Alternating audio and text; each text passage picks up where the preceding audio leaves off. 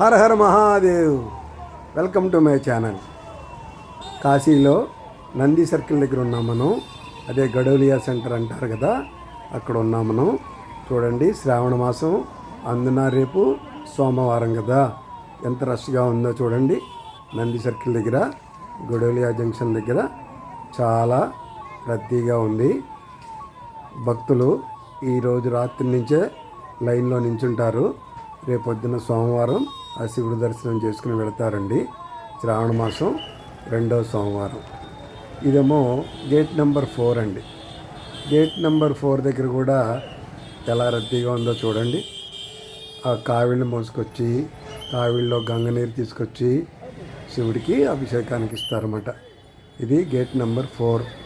Gate number 4 నుంచి kilometre వరకు కూడా బార్కేడ్లు కట్టేశారు.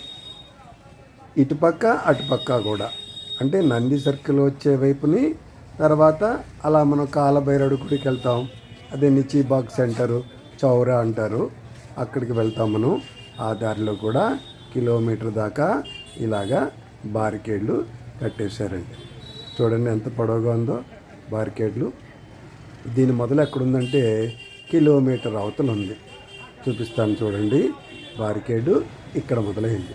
ఇక్కడి నుంచి కిలోమీటర్ దూరం వరకు గేట్ నెంబర్ 4 వరకు కూడా బారికేడ్లు ఉన్నాయి. ఈరోజు అర్ధరాత్రి నుంచే లైన్లో నించుంటారు భక్తులు సోమవారం శివుడి దర్శనం కోసం. ఇదండి కాశీలో శ్రావణ మాసంలో ఉండే రద్దీ.